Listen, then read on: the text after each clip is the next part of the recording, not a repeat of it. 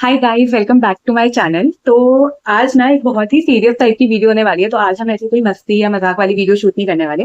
तो मेरे ना यूट्यूब पे बहुत सारे कमेंट्स आए हुए हैं कि आप इंस्टाग्राम पे फॉलोअर्स कैसे बढ़ा लेते हो, या फिर आप लोगों को इंस्टाग्राम पे पेड कोलैबोरेशन कैसे मिल जाती है।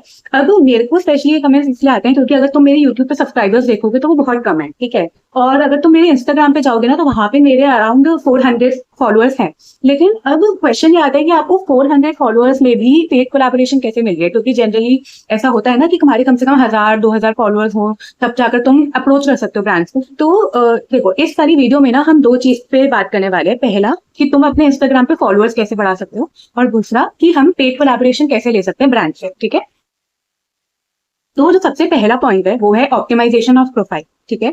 अब ऑप्टिमाइजेशन ऑफ प्रोफाइल का मतलब क्या हुआ कि तुम्हारी जो प्रोफाइल है ना, तुम्हारा जो इंस्टा पेज है उस पे बहुत ही क्लियर तुम्हारा सब कुछ होना चाहिए। जैसे फर्स्ट तुम्हारी प्रोफाइल पिक्चर, ठीक है। तुम्हारी प्रोफाइल पिक्चर बिल्कुल क्लियर, अच्छी क्वालिटी की होनी चाहिए, थोड़ी इंटरेस्टिंग होनी चाहिए, ठीक है। फिर उसके बाद हम नीचे डिस्क्रिप्शन लिखते हैं, ठीक है। अब तुम्हारा, क्योंकि तुम्हारा पेज जिस भी चीज से रिलेटेड है, जैसे मेरा फैशन रिलेटेड है, मेकअप रिलेटेड है, खाना रिलेटेड है, तो मैं उससे रिलेटेड कुछ डिस्क्रिप्शन में लिखूं, ठीक है। तो जैसे कि अगर कोई तुम्हारे पेज पे अगर लैंड करेगा, कोई आएगा तो उसको पता होगा कि तुम्हारा पेज इस चीज के बारे में है, और अगर वो नीचे रील स्क्रॉल करेगा तो उसे पता है कि उसको कंटेंट इस चीज के बारे में दिखेगा, ठीक है। तो काफी अच्छा और कैची सा डिस्क्रिप्शन लिखो और काफी अच्छी एक प्रोफाइल पिक्चर लगाओ। उसके बाद जो सेकंड सबसे इंपॉर्टेंट चीज है इसी में, वो है कंटेंट। कोशिश करो कि तुम जो कंटेंट पेश करो ना वो कंसिस्टेंट है।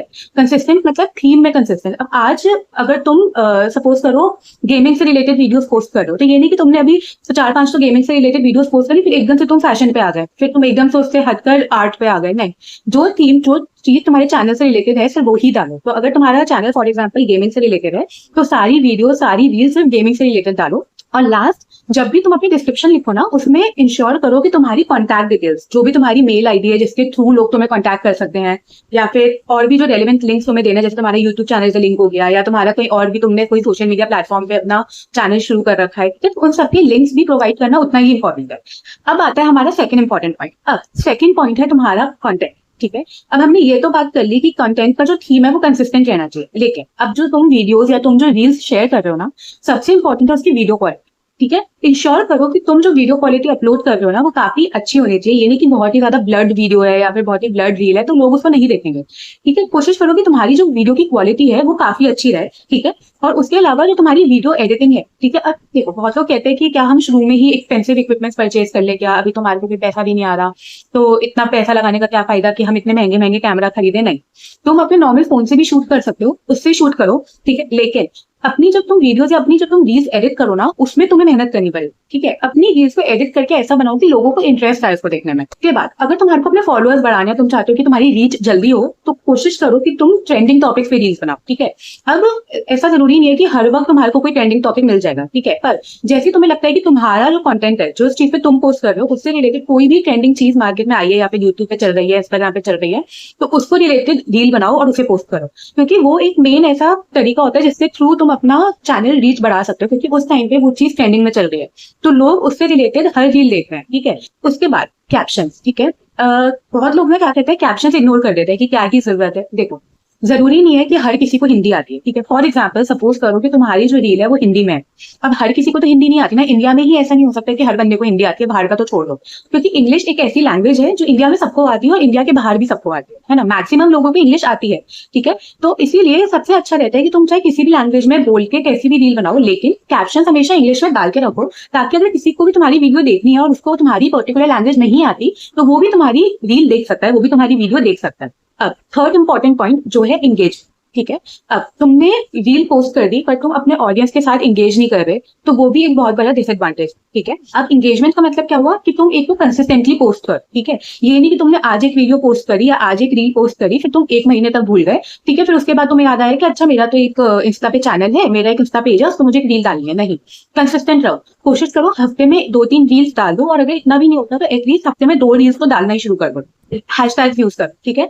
बहुत लोग क्या करते हैं, सिर्फ रील अपलोड कर देते हैं और टॉपिक लिख देते हैं। जैसे सपोज करो कि मैंने मेकअप की एक रील अपलोड करी और मैंने नीचे लिखा easy to do makeup on daily basis, ठीक है, या फिर डेली मेकअप रूटीन, ऐसा। बस नहीं, तुम्हारे को हैशटैग यूज करने पड़ेंगे, ठीक है। तो कोशिश करो कि तुम्हारी जो वीडियो से रिलेटेड हैशटैग है ना, जैसे मैंने मेकअप पे डाली तो मैं क्या हैशटैग यूज कर सकती हूँ, hashtag trending, hashtag reels, hashtag Instagram reels, hashtag makeup, hashtag fashion. तो ये सारे जो हैशटैग है वो मेरी रील से रिलेटेड है, वो मेरे कंटेंट से रिलेटेड है, ठीक है। तो अगर कोई भी ऑडियंस या कोई भी बंदा इनमें से कोई भी कीवर्ड यूज करेगा सर्च करने में, तो बहुत हाई चांसेस है कि मेरी रील उसको शो होगी, क्योंकि मैंने अपनी रील में वो कीवर्ड्स डाल रखे हैं नीचे, ठीक है। तो इसीलिए बहुत इंपॉर्टेंट रहता है कि तुम हैशटैग जरूर लिखो जब भी तुम कोई रील पोस्ट कर रहे हो। उसके बाद जो अगला इंपॉर्टेंट है वो है ऑडियंस के साथ एंगेज करना। अब तुम ऑडियंस के साथ कैसे एंगेज कर सकते हो, बहुत तरीके होते हैं। डीएम्स हो गए, सपोज तुम्हारा कोई ऑडियंस तुम्हारे को कोई डीएम कर रहा है तो उस पर रिप्लाई दो, स्टोरीज पोस्ट करना शुरू करो, ठीक है। पोल्स डालो स्टोरीज पे, इंगेज रखो कि स्टोरीज पे कि जैसे तुमने क्विजेस डाल दी, तुमने ऐसे पोल डाल दिया कि बताओ कि मैं अगला क्या कंटेंट डालूं, कौन सी रील पोस्ट करूं, ठीक है। तो ऐसे इंगेजमेंट बनाए रखो अपने ऑडियंस के साथ, ठीक है। और लास्ट इसमें जो आता है वो होता है गिव अवेज और कॉन्टेस्ट। तो गिव अवेज और कॉन्टेस्ट एक बहुत ही अच्छा तरीका है अगर तुम्हारे को अपना ऑडियंस का रीच बढ़ाना है या फिर अपनी फॉलोइंग लिस्ट बढ़ानी है, ठीक है। तो अनाउंस करो कि ठीक है मैं गिव अवे दूंगा। तो उसको तुम कैसे कर सकते हो कि पहले 5 बंदे जिन्होंने मुझे कमेंट किया मेरी रील पे, या फिर जो मुझे सब्सक्राइब करेंगे, जो मेरे को फॉलो करेंगे, उनको ये गिफ्ट मिलेगा। तो ऐसे करके तुम गिव अवेज और कॉन्टेस्ट लॉन्च कर सकते हो। अब कोलैबोरेशन जो होती है ना, वो ब्रांड्स बहुत तरीके से कर सकते हैं, ठीक है। जैसे फॉर एग्जांपल कि वो तुम्हारे को अपने गुड्स भेज देंगे और कहेंगे कि ठीक है तुम इस पे रील बनाओ और इसको अपलोड कर दो। या फिर ये हो सकता है कि वो कहेंगे कि तुम अभी हमारी वेबसाइट से गुड्स परचेज करके और उसकी वीडियो शूट करो या उसकी रील शूट करके अपलोड कर दो, और फिर हम तुम्हारे को रीइंबर्स कर देंगे जो पैसा तुम्हारा लगा होगा उसको, ठीक है। या फिर वो कहेंगे कि ठीक है तुम हमारी ये रील शूट करो और हम तुम्हारे को उसके लिए इतने पैसे देंगे, ठीक है। जब सपोज करो कि ब्रांड तुम्हारे साथ कॉन्ट्रैक्ट साइन करते हैं कि ठीक है मैं तुम्हारे को 10,000 रुपीज दूंगा अगर तुम इस चीज की रील ऐसे बना के दोगे, ठीक है। तो ये बहुत तरीके की कोलैबोरेशन होते हैं जो ब्रांड्स करते हैं, ठीक है। पर्सनली मैं ये रिकमेंड करती हूँ कि रीइंबर्समेंट वाली जो कोलैबोरेशन होती है वो नहीं करनी चाहिए, क्योंकि उसमें रिस्क थोड़ा ज्यादा रहता है। क्योंकि हो सकता है कि ब्रांड लास्ट मोमेंट पे पलट जाए कि ठीक है हम पैसे नहीं भेज रहे और तुम्हारा तो खर्चा हो गया ना, वो तो वापस नहीं हो सकता, ठीक है। तो इसीलिए जनरली जो रीइंबर्समेंट वाला कोलैबोरेशन होता है वो थोड़ा अवॉइड करना चाहिए। तो उसके अलावा अगर कोई कोलैबोरेशन हो रही है सो वेल एंड गुड, तुम उसके लिए जा सकते हो, ठीक है। अब सबसे पहला पॉइंट, तुम ब्रांड्स को कैसे अट्रैक्ट कर सकते हो कोलैबोरेशन में, ठीक है। उसके लिए सबसे पहली चीज होती है कि जो भी तुम रील्स पोस्ट कर रहे हो ना, या जो भी तुम स्टोरीज पोस्ट कर रहे हो, तुम उसमें ब्रांड्स को मेंशन करना शुरू कर दो, ठीक है। अब इसका मतलब क्या हुआ कि तुम्हारे को भले ही ब्रांड ने पैसे नहीं दिए प्रमोट करने के लिए, ठीक है, और तुम्हें ऐसा लगता होगा कि मैं उसका नाम क्यों प्रमोट करूं जब उसने मुझे पैसे ही नहीं दिए। लेकिन ये एक काफी अच्छा तरीका होता है किसी ब्रांड को अप्रोच करने का, ठीक है। जब तुम ब्रांड्स को अप्रोच करोगे ना, तो ब्रांड्स क्या करते हैं, वो तुम्हारे इंस्टा पेज पे विजिट करेंगे, ठीक है। वो तुम्हारा कंटेंट देखेंगे कि ये बंदा कैसा कंटेंट पोस्ट कर रहा है, और वो देखेगा कि अच्छा इसने ऐसी रील्स पोस्ट करी है, तो अगर हम इसके साथ कोलैबोरेट करेंगे तो वो हमारे लिए भी ऐसी ही रील शूट करके डालेगा, ठीक है, या ऐसी ही हमारे ब्रांड को प्रमोट करेगा। तो उससे ना तुम्हारी इमेज अच्छी जाती है, ठीक है। उससे ब्रांड को लगता है कि हाँ ये बंदा हमारे प्रोडक्ट को बहुत अच्छे से प्रमोट करता है, या फिर ये तो बहुत अच्छे से रील शूट करके डालेगा। अब जो पॉइंट सबसे शुरू में आया था कि भाई 100 200 या 300 फॉलोअर्स के साथ कैसे ब्रांड कोलैबोरेट करेंगे, ब्रांड्स तो नहीं कोलैबोरेट करते अगर तुम्हारे 1000 से भी कम फॉलोअर्स हैं या 2000 से कम फॉलोअर्स है, तो ऐसा कुछ नहीं होता, ठीक है। ब्रांड्स तुम्हारे फॉलोअर्स के बेसिस पर कोलैबोरेट नहीं करते, ब्रांड्स हमेशा तुम्हारे कंटेंट के बेसिस पर कोलैबोरेट करते हैं, ठीक है। अगर तुमने बहुत अच्छे से कंटेंट पोस्ट कर रखा है, तुम रील्स, तुम कंटेंट, तुम वीडियोस बहुत अच्छा बनाते हो, और तुम्हारा स्पीकिंग स्किल्स बहुत अच्छा है, तुम्हारा कम्युनिकेशन स्किल्स बहुत ज्यादा अच्छे हैं, और तुम लोगों को इन्फ्लुएंस कर सकते हो अपनी बातों से, तो ब्रांड तुम्हारे साथ कोलैबोरेट करेगा, ठीक है। उसके अलावा बहुत सारे प्लेटफॉर्म्स होते हैं जिसपे इन्फ्लुएंसर्स होते हैं, जिसमें क्या होता है कि ब्रांड्स तुम्हारे को अप्रोच करते हैं, ठीक है। वो ऐसा होता है कि एक प्लेटफॉर्म है, वहां पे बहुत सारे इन्फ्लुएंसर्स लिस्टेड होते हैं, ब्रांड तुम्हारे को अप्रोच करती है। ऐसे बहुत सारे प्लेटफॉर्म्स होते हैं जैसे brand connect, Aspire, IQ etcetera, बहुत सारे प्लेटफॉर्म्स होते हैं। तो तुम इन पे जाकर अपने आप को लिस्ट करवा सकते हो। लास्ट होता है कि तुम DMs करो या मेल करो ब्रांड को, ठीक है। अब इसमें क्या होता है कि तुम डायरेक्टली ब्रांड को अप्रोच कर रहे हो, तो ये नहीं कि तुम कुछ भी लिख दो उनको कि हाय आई एम दिस और मैं आपके साथ कोलैबोरेट करना चाहता हूँ, तो इज देयर एनी चांस, नहीं। तुम्हारे को प्रॉपर एक अच्छे से कंटेंट पहले बनाना पड़ेगा और उसके बाद तुम ब्रांड्स को अप्रोच करना शुरू करो, ठीक है। तो तुम कैसे ब्रांड्स को अप्रोच कर सकते हो, उसका जो कंटेंट है वो एक तो मैं तुम्हारे को यहाँ पे भी स्क्रीन पे भी दिखा रही हूँ और मैं उसको नीचे डिस्क्रिप्शन में भी डाल दूंगी, ठीक है। तो तुम उस कंटेंट को एज इट इज यूज कर सकते हो, बस फिगर्स चेंज कर देना और तुम उस कंटेंट को ब्रांड्स को भेजो, चाहे तुम DM करो चाहे तुम मेल करो। तो उससे क्या होता है, एक तो तुम प्रोफेशनल लगते हो, ठीक है, ब्रांड्स को लगता है कि ठीक है कोई बंदा उन्हें प्रोफेशनली अप्रोच कर रहा है। और अगर तुम ऐसे रैंडम मैसेजेस आना शुरू कर दो कि हाय आई वांट टू कोलैबोरेट, ये वो, तो ब्रांड्स तुम्हें सीधा रिजेक्ट कर देंगे कि ये बंदा प्रोफेशनल ही नहीं है।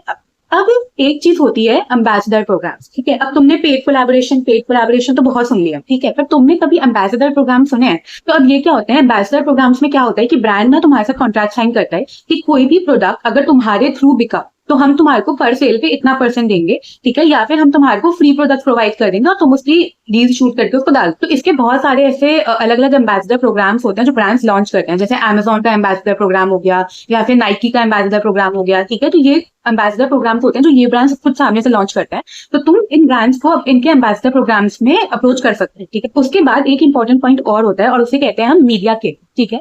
अब तुम्हें लग रहा होगा ये मीडिया किट क्या होती है, ठीक है। मीडिया किट एक तरीके का तुम समझ लो कि तुम्हारा पोर्टफोलियो होता है, ठीक है। मीडिया किट में क्या होता है कि तुम एक अपना पोर्टफोलियो बनाते हो जिसके अंदर तुम सारी इन्फॉर्मेशन रखते हो कि तुम्हारे कितना ऑडियंस रीच है, ठीक है, कितने तुम्हारे फॉलोअर्स हैं, कौन सा कंटेंट तुम्हारा वायरल हुआ था, कौन सा ट्रेंड पे चल रहा है, किस पे सबसे ज्यादा ऑडियंस का एंगेजमेंट आया है, ठीक है। तो मीडिया किट जो होती है वो एक तरीके से होता है तुम्हारा ऑडियंस का इंसाइट्स, ठीक है। तो जब भी तुम ब्रांड्स को अप्रोच करते हो ना कोलैबोरेशन के लिए, तो तुम जब उनको डीएम भेजते हो या ईमेल भेजते हो, तो हमेशा एक प्लस पॉइंट रहता है कि तुम अपनी मीडिया किट बना के उसको साथ में अटैचमेंट की तरह अटैच कर, ठीक है। अच्छा, अब लास्टली ना मैं तुम्हारे को कुछ ब्रांड्स की यहाँ पे लिस्ट दिखा रही हूँ। ये ब्रांड्स होते हैं जो बहुत ही कम फॉलोअर्स वाले जो वो होते हैं ना इन्फ्लुएंसर्स, उनके साथ भी कोलैबोरेट कर लेते हैं, ठीक है। तो अगर तुम्हारे को अपनी जर्नी शुरू करनी है कोलैबोरेशन में और तुम कंफ्यूज हो कि मैं किस ब्रांड को अप्रोच करूँ सबसे पहले, तो तुम इस लिस्ट को रेफर कर सकते हो। तो I think that's it for today's video. I know बहुत ज्यादा ज्ञान की बातें हो गई, इतना ज्ञान वैसे इस चैनल पे मिलता नहीं है, पर मैंने सोचा कि यार लोग इतना कमेंट कर रहे हैं और अगर तुम लोगों का एक्चुअली इतना इंटरेस्ट है जानने में, तो मैंने कहा व्हाई नॉट, मतलब मैं अपने